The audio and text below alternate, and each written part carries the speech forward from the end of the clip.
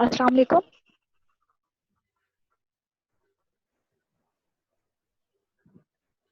वालेकुम अस्सलाम। मेरी आवाज़ अच्छा, मैं चेक कर रही थी मेरी आवाज़ आ रही है या नहीं। Thank you Hasnat. Welcome.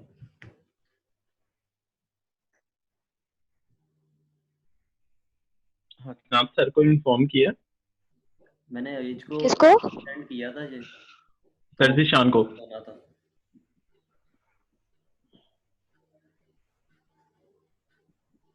Areej से पूछ लें कि उसने इन्फॉर्म किया है कि नहीं।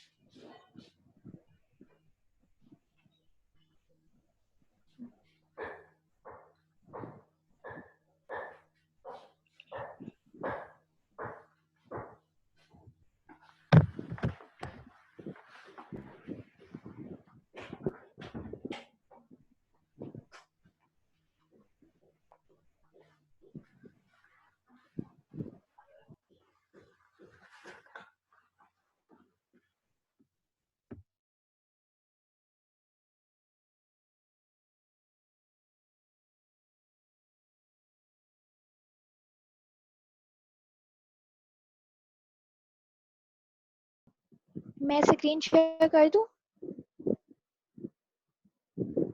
हेलो,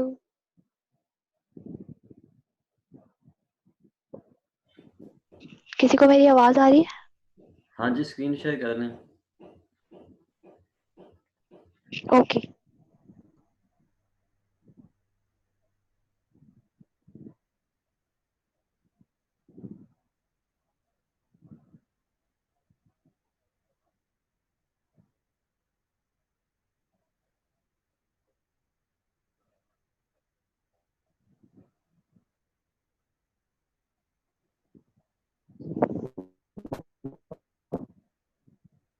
ये इस तरह ही रहेगी, नजर आ रही?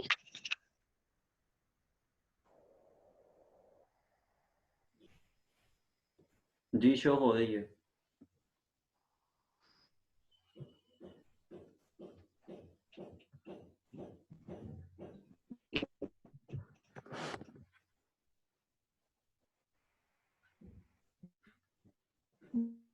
नजर आ रही है? स्क्रीन शो हुई है मगर प्रेजेंटेशन अभी नहीं शो हुई।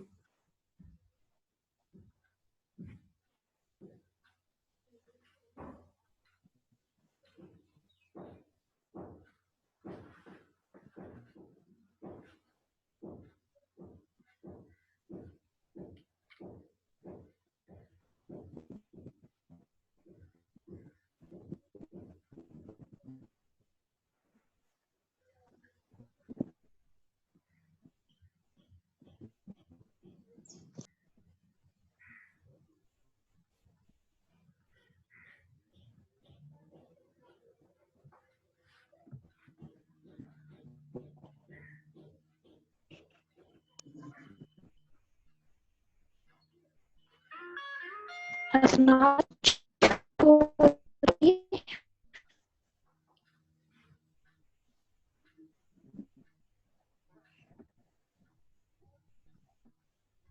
ओके।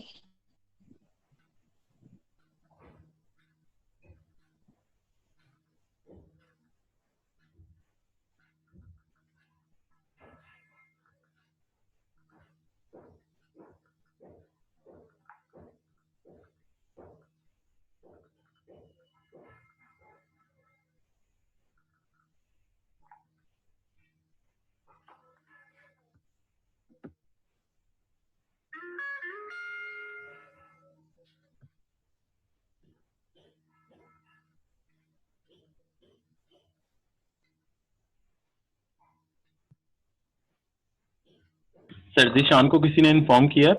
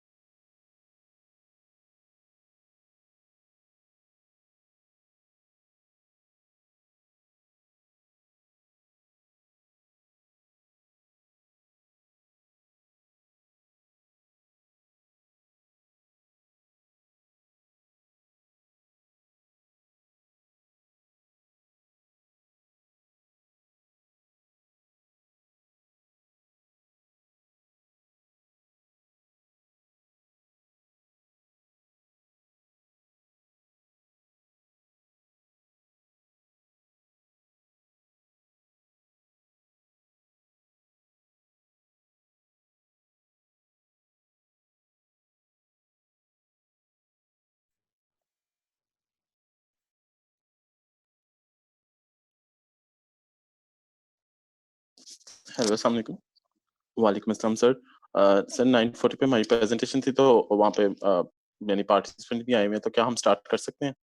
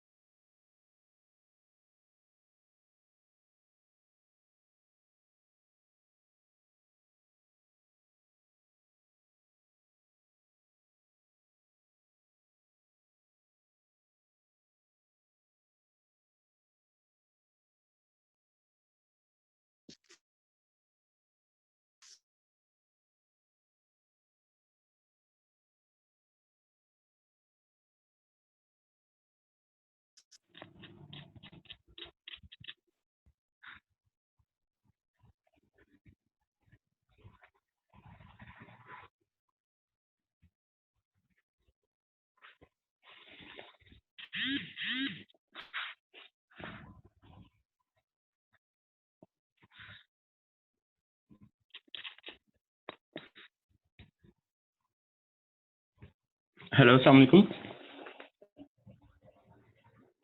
आवाज आ रही है? वालेकुम सलाम। हाँ आ रही है। अच्छा गाइस, यहाँ पे थोड़ी सी ना मिसअंडरस्टैंडिंग हुई थी मीटिंग से रिलेटेड। जो ड्यूटी है वो सामा की और हमाद की थी। तो मुझे इसका आइडिया नहीं था कि मैंने हसनात से कह दिया, क्योंकि मुझे नहीं था कि मतलब मीटिंग कोई अरेंज करा, तो इस वजह से मैं हसनात ने अरेंज कर दी। तो यहाँ पे हमाद जो मतलब मैं उससे अपोलोजाइज करता हूँ कि इससे कंफ्यूजन क्रिएट हुआ है, क्योंकि हसनात की कोई इंटेंशन नहीं थी या मेरी कोई इंटेंशन नहीं थी कि मतलब मीटिंग का ये मकसद हो। फजर सर को मैंने मीटिंग सेंड कर दी है, तो आप स्टार्ट कर दो, सर ने कहा कि स्टार्ट कर दें आप। अच्छा चलो ठीक है।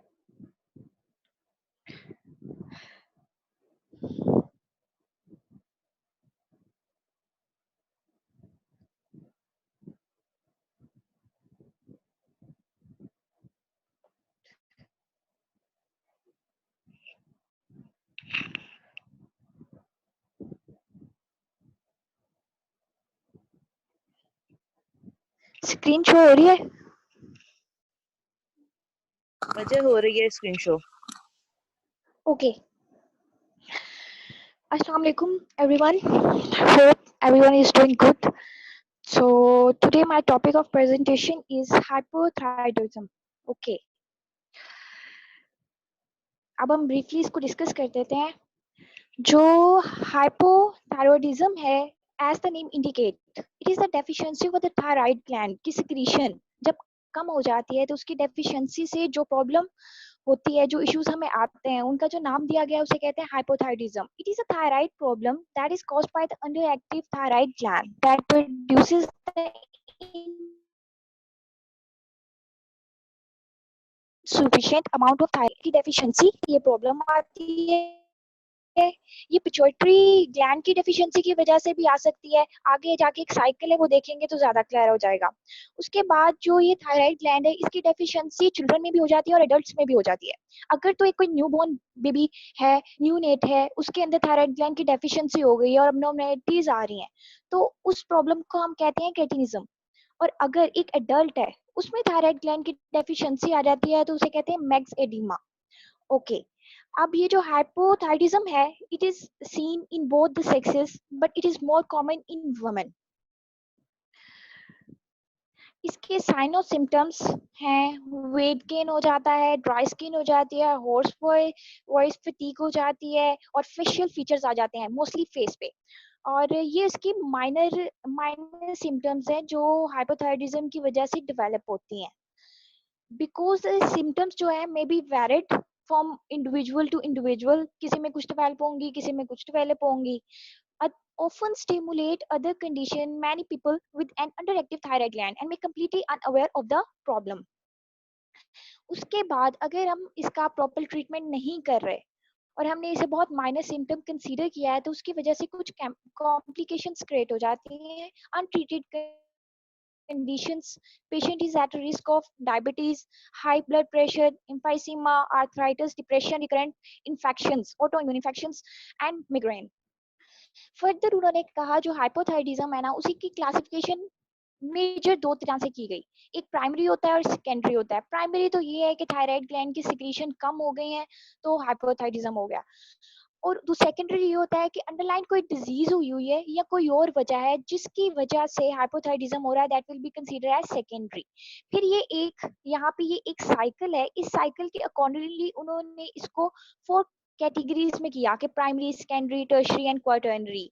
प्राइमरी तो ये है कि अगर यहाँ पे जो थायराइड ग्लैंड है, थायराइड ग्लैंड प्राइमरी पे जो अगर वो सिक्रीशन डायरेक्ट उसकी वजह से कम हो रही है, वो उसकी सिक्रीशन कम हो गई है, तो उसकी वजह से अगर ये डिजीज प्रोड्यूस हो रही है, that will be considered as primary due to the failure of thyroid gland itself. अगर यहाँ पे आप देख रहे हैं, सबसे पहले हाइपोथैलेमस से थायराइड वो रिलीजिंग हार्मोन रिलीज होता है, फिर वो पिट्यूटरी ग्लैंड के पास आता है, थायराइड स्टिमुलेटिंग हार्मोन है, दैट स्टिमुलेट करता है थायराइड ग्लैंड को, और फिर थायराइड ग्लैंड जो है वो आगे से थायरोक्सिन प्रोड्यूस करते हैं, T3 भी होता है, T4 भी होता है, वो जो होता है वो टारगेट टिश्यूज पे जाता है और फिर उसने फर्दर ऑर्गन्स के थ्रू एलिमिनेट भी होना होता है। अब अगर वो थायराइड ग्लैंड में जाके प्रॉब्लम आ रही है कि सिक्रीशन नहीं हो रही, that will be considered as primary. अगर पीछे से पिट्यूटरी ग्लैंड में हो गई है, इट विल बी सेकेंडरी। अगर हाइपोथैलेमस में प्रॉब्लम आ रही है और वो रिलीजिंग हार्मोन भी प्रॉब्लम कर रहा है तो it will be considered as tertiary. उसके बाद कुछ ये तो प्रॉब्लम्स है थायराइड ग्लैंड की डेफिशिएंसी की वजह से। ऐसा भी होता है कुछ ड्रग्स हम ले रहे होते हैं उसकी वजह से भी ये प्रॉब्लम्स आती हैं, जैसे कि ड्रग्स सच एज थायनामाइड्स और थायोयूरिया और PTU, methimazole and carbimazole inhibit the oxidation of iodide, oxidation को प्रिवेंट कर देंगे, and the subsequent binding of iodine to tyrosine residue. Okay, फिर लिथियम है जो बाइपोलर डिसऑर्डर में लेते हैं, उसकी वजह से हाइपोथायरिज्म हो सकता है। The action of lithium appears similar to that of the high dose iodine, inhibiting the thyroid hormone release and organification of the iodine. उसके बाद है अब ट्रीटमेंट, हाइपोथायरिज्म के ट्रीटमेंट की बात करते हैं तो वहां पे हर जगह पे सिर्फ एक ही ड्रग है जो मोस्ट कॉमन है हाइपोथायरिज्म के लिए, वो है लिवोथायरॉक्सिन। लिवोथायरॉक्सिन that is the drug that is being used for the hypothyroidism, and इसकी डोज ऐसे है, it start with a low dose of 50 microgram daily for 3 weeks, ये इसकी लोडिंग डोज होगी। फिर उसके बाद then increase to 100 microgram daily for further 3 weeks. उसके बाद जो हम उसे मेंटेनेंस डोज देंगे and finally to a maintenance dose of 100 to 150 microgram daily. मतलब पहले हमने उसे 50 माइक्रोग्राम दिए 3 वीक के लिए, रोजाना देनी है, फिर हम उसे 100 माइक्रोग्राम डोज को बढ़ा रहे हैं, ये तो हम उसे लोडिंग डोज दे रहे हैं। उसके बाद जो मेंटेनेंस डोज हम दे रहे हैं वो 150 टू 100 टू 150 माइक्रोग्राम्स तक दे रहे हैं। अगर बात आती है प्रेगनेंसी में, प्रेग्नेंट वुमन जो हैं उनको हम दे रहे हैं dose of levothyroxine increase to 20 to 25 microgram daily.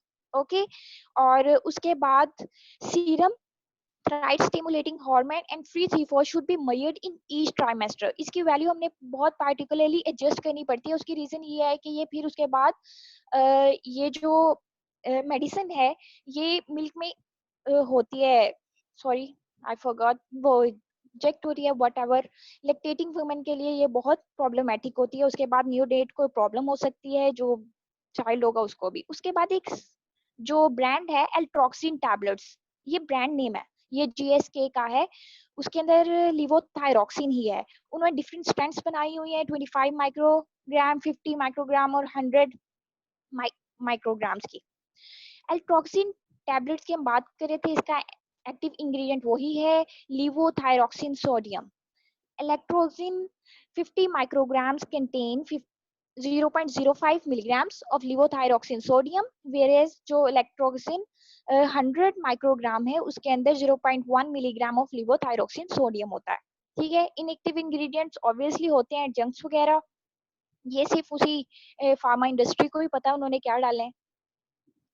Okay, further ये है कि जब हमने ये टैबलेट सूटेबल टाइम क्या है, हम क्या उन्हें करेंगे कि आपने कि ये टैबलेट्स किस तरीके से लेनी है।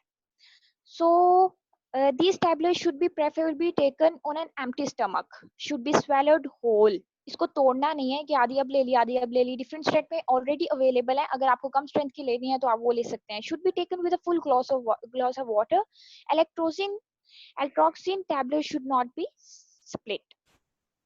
ओके, कॉन्ट्रा इंडिकेशंस आ गई हैं कि जो इसे हाइपर सेंसिटिव हैं जो पेशेंट्स वो अवॉइड करें। द पेशेंट विद अनट्रीटेड सब क्लिनिकल ओवर थायरोटॉक्सिकोसिस, मतलब जिनको पहले ही ऑटोटॉक्सिसिटी या इसकी वजह से टॉक्सिसिटी प्रोड्यूस हो रही है वो ना ले। Patient with acute myocardial infarction वो अवॉइड करें। Patient with uncorrected adrenal insufficiency.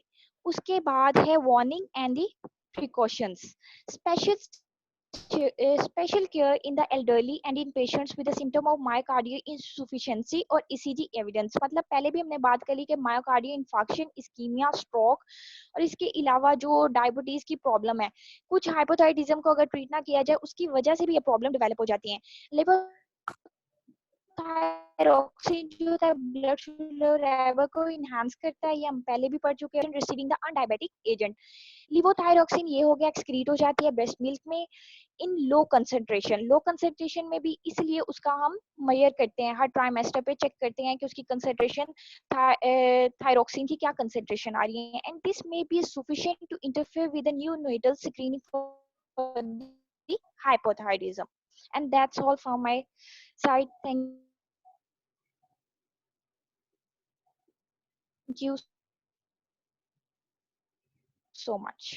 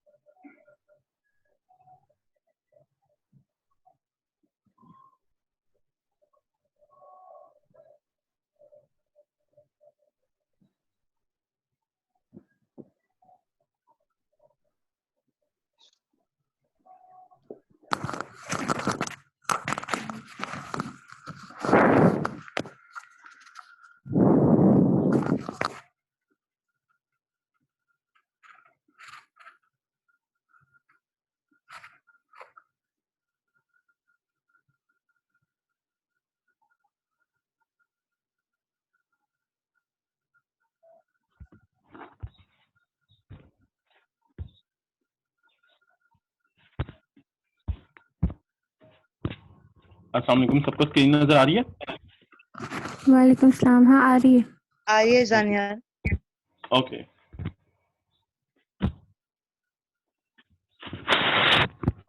Assalamu alaikum class. The topic of my presentation is renal vascular disease. Okay, starting with the introduction, renal vascular disease is a name given to a variety of complications that affect the arteries and veins of the kidney.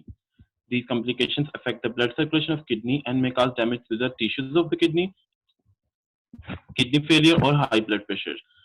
Renal vascular disease basically जो है ना एक किसी भी ऐसी condition को कहते हैं जिसमें आपकी जो भी ब्लड वेसल जो किडनी को ब्लड सप्लाई कर रही है वो इफेक्ट होती हैं।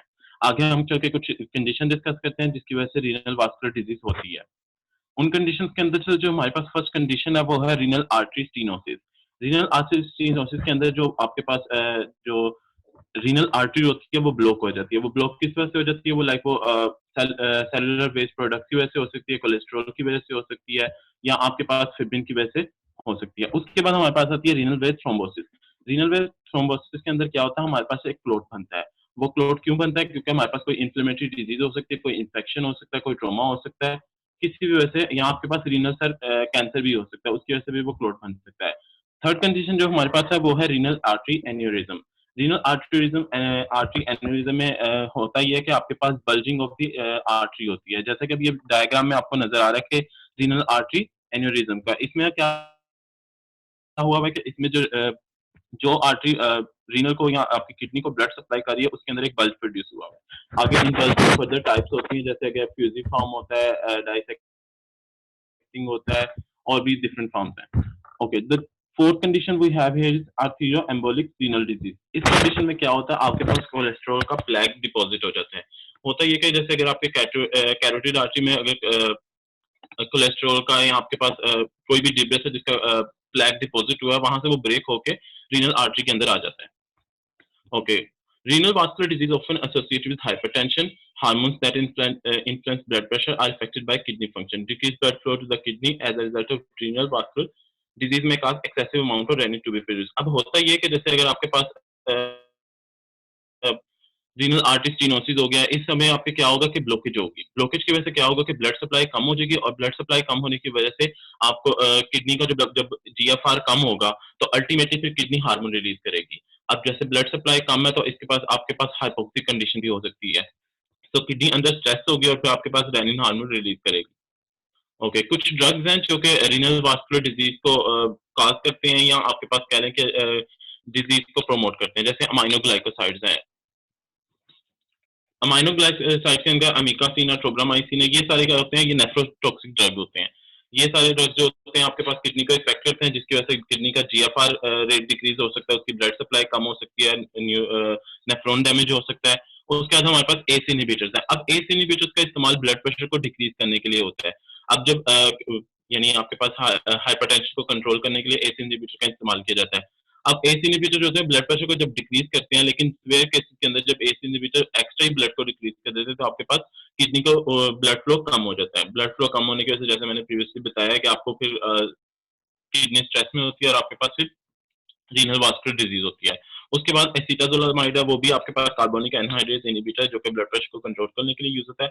उसके बाद एसाइक्लोवायर है, ये जो हमारे पास एंटीवायरल ड्रग है, ये जेनिटल हर्पेस में यूज होता है, और इसका भी एक साइड इफेक्ट है, वो है एक्यूट किडनी इंजरी। ओके, उसके बाद हमारे पास एलोपिरिनोल है। एलोपिरिनोल का काम क्या होता है कि आपके पास जो भी यूरिया या यूरिक लेवल होता है ब्लड में, उसको कंट्रोल करता है, और ये आपके जीएफआर को इंक्रीज करता है। अब ये लाजमी होता है कि आपके पास जो किडनी डैमेज, जब वो जीएफआर कम होने पे ही, और जीएफआर ज्यादा होने पे भी आपकी किडनी डैमेज हो सकती है। उसके बाद एम्फोटेरिसिन बी है, ये आपको ट्यूब्यूलर डैमेज करती है और एंटीफंगल ड्रग है। और उसके बाद सिस्प्लास्टिन है। सिस्प्लास्टिन जो होता है आपके पास एक कीमोथेरेप्यूटिक ड्रग है, जो कि आपके पास कैंसर के पेशेंट्स के अंदर यूज किया जाता है। इसकी वजह से क्या होता है? इसकी वजह से आपके पास किडनी जो होती है ऑक्सीडेटिव स्ट्रेस के अंदर चली जाती है, और इस ऑक्सीडेटिव स्ट्रेस से रिमूव करने के लिए आप एंटीऑक्सीडेंट यूज कर सकते हैं। उसके बाद हमारे पास है क्लोपिडोग्रिल। अच्छा, क्लोपिडोग्रिल मैंने आपको बताया कि रीनल आर्टरी थ्रोम्बोसिस के अंदर आपके पास क्लोट फॉर्म होता है। आपके पास कई ऐसी कंडीशन होती है जिसके अंदर ऐसे ब्लड क्लोट हो जाता है, कोई सर्जरी होगी, कोई इन्फेक्शन हो गया, तो आपके पास एक कोई इन्फ्लेमेटरी रिस्पॉन्स हो गया, तो आपके पास clopidogrel as an anti platelet agent तो यूज किया जाता है, लेकिन इसकी वजह से एक्सेसिव ब्लीडिंग भी होती है। वो एक्सेसिव ब्लीडिंग काज कर सकती है रीनल वास्कुलर डिजीज। उसके बाद पैथोफिजियोलॉजी को देखें तो मैंने भी प्रीवियसली भी आपको कुछ बताया, renal vascular disease occurs when there is a rapid decline in glomerular filtration rate, usually accompanied by impaired microcirculation and tubular injury or necrosis and reduced blood flow, including hypertensive shock, sepsis, surgery or administration of nephrotoxic agents such as सिस्प्लासिन। अब इसमें आपको काफी कुछ clear है कि भाई अगर glomerular filtration rate कम हो गया तो इसकी वजह से किडनी को ब्लड सप्लाई भी कम हो गया और अल्टीमेटली ऑक्सीजन सप्लाई भी कम हो गया, जिसकी वजह से हाइपोक्सिक कंडीशन हो जाएगी। अच्छा, साइन एंड सिम्पटम्स की कुछ बात करें तो फिर रीनल वास्कुलर डिजीज के अंदर जो मैंने आपको बताया कि अंडरलाइंग जो कंडीशन होती है उसकी वजह से फिर उसके कुछ पर्टिकुलर साइन एंड सिम्टम्स होते हैं। इन जनरल अगर कुछ बात करें तो अगर आपके पास हाई ब्लड प्रेशर तो वो एक इंडिकेशन है कि आपके पास किडनी डैमेज हो रहा है। उसके अलावा फीवर हो सकता है, कोई इन्फ्लेमेटरी रिस्पॉन्स है उसकी वजह से।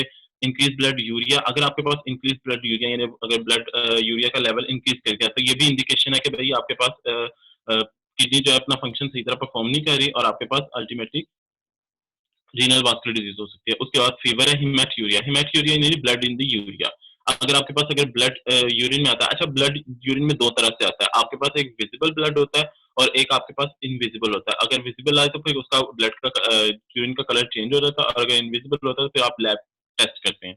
उसके बाद होती है फ्लैंक पेन।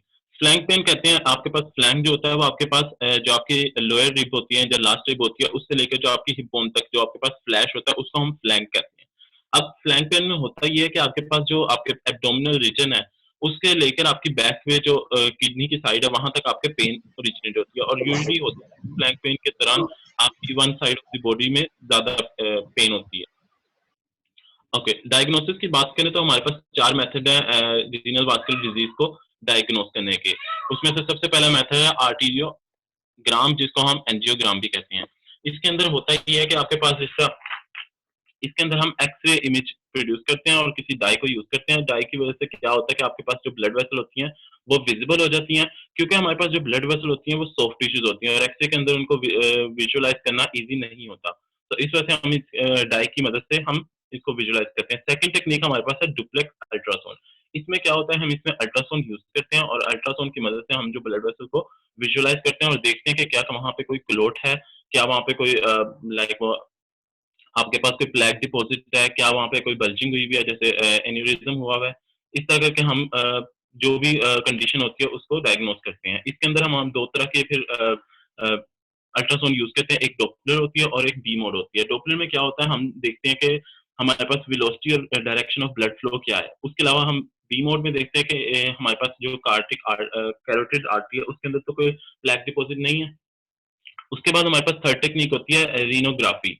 रीनोग्राफी के अंदर हम क्या करते हैं कि इसके अंदर हम ये एक न्यूक्लियर रेडियोलॉजी प्रोसीजर है जिसके अंदर हम किडनी का स्ट्रक्चर और फंक्शन एक्सेस करते हैं। यानी इससे मुराद ये है कि अगर आप इसके अंदर एक रेडियो एक्टिव डाई यूज करेंगे जो फिर आपको कंट्रास्ट देगी कि भाई ब्लड वेसल ये है और जो आपके पास अदर पार्ट है वो दूसरा।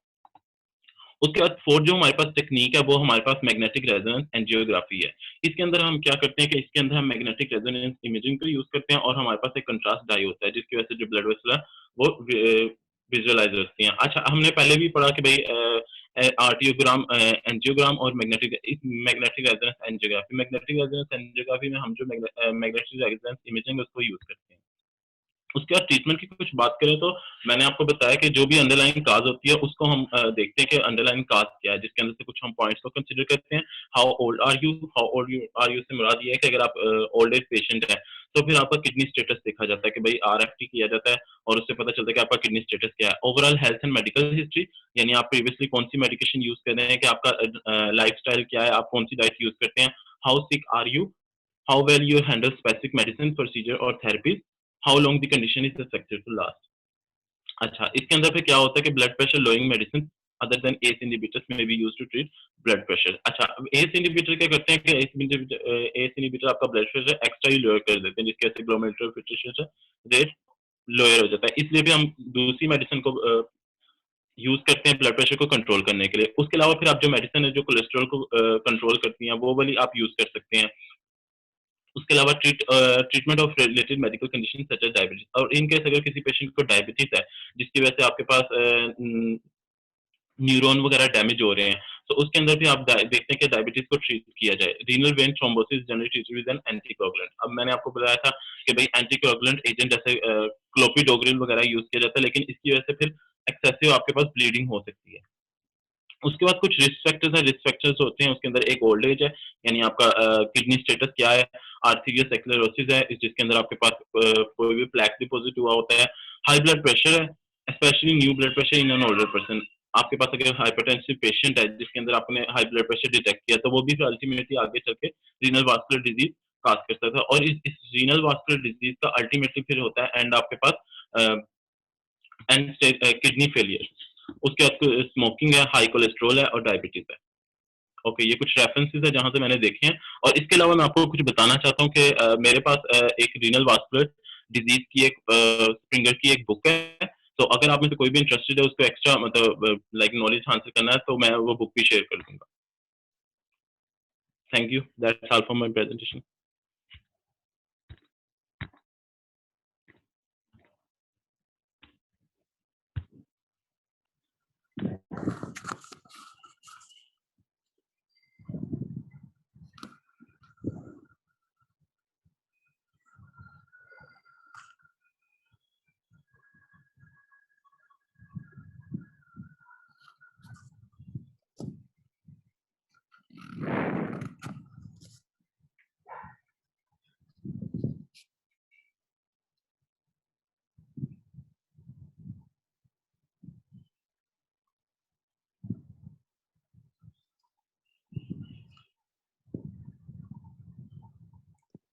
अस्सलाम वालेकुम, मेरी आवाज आ रही है?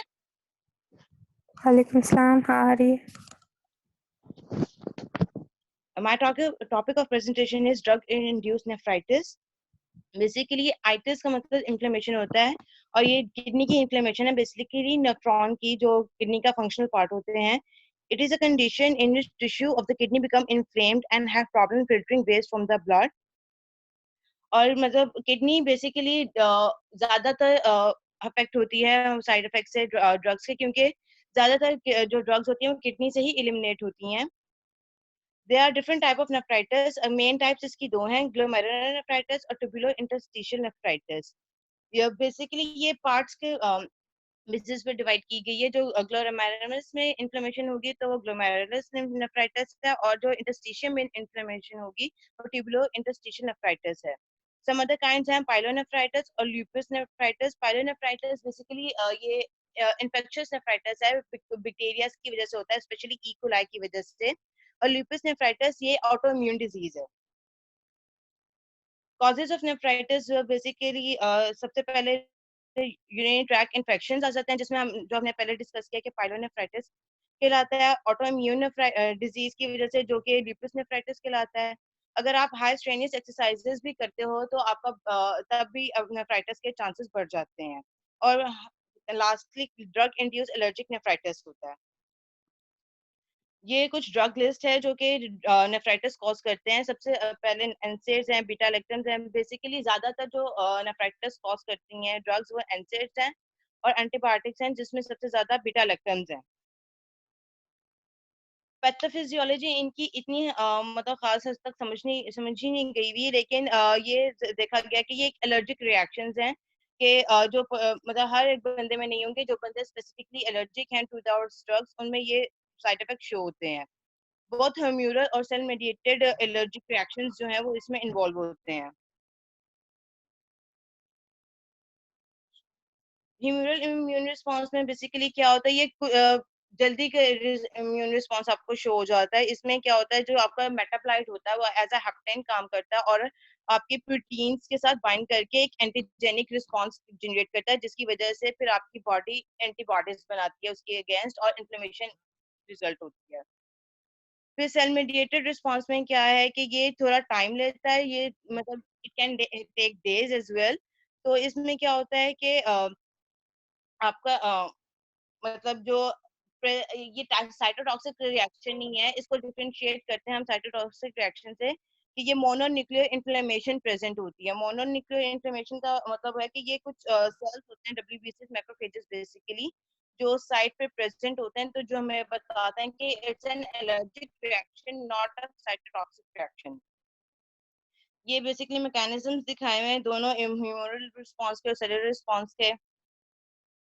सिम्टम्स दोनों के थोड़े बहुत डिफरेंट होते हैं, जो ट्यूबुलो इंटरस्टिशियल नेफ्राइटिस है और ग्लोमेरुलर नेफ्राइटिस है। बेसिकली जो एलर्जिक रिएक्शंस है ना, एलर्जिक नेफ्राइटिस है, और ट्यूबुलो इंटरस्टिशियल नेफ्राइटिस होगा या ग्लोमेरुलर नेफ्राइटिस होगा। पाइलोनेफ्राइटिस और लुपस नेफ्राइटिस के कॉजेस डिफरेंट हैं। जो ट्यूबुलो इंटरस्टिशियल नेफ्राइटिस है उसमें आर्थराइटिस है, जो कि जॉइंट पेन होती है। इसिनोफिलिया है कि आपका जो इसिनोफिल्स हैं वो बढ़ जाते हैं क्वांटिटी में। इसिनोफिलूरिया मतलब जो आपके इसिनोफिल्स हैं, जो यूरिन में इनकी क्वांटिटी कम होनी शुरू हो जाती है। प्रोटीन इन यूरिया, प्रोटीन आने शुरू हो जाती हैं यूरिया में। पायूरिया का मतलब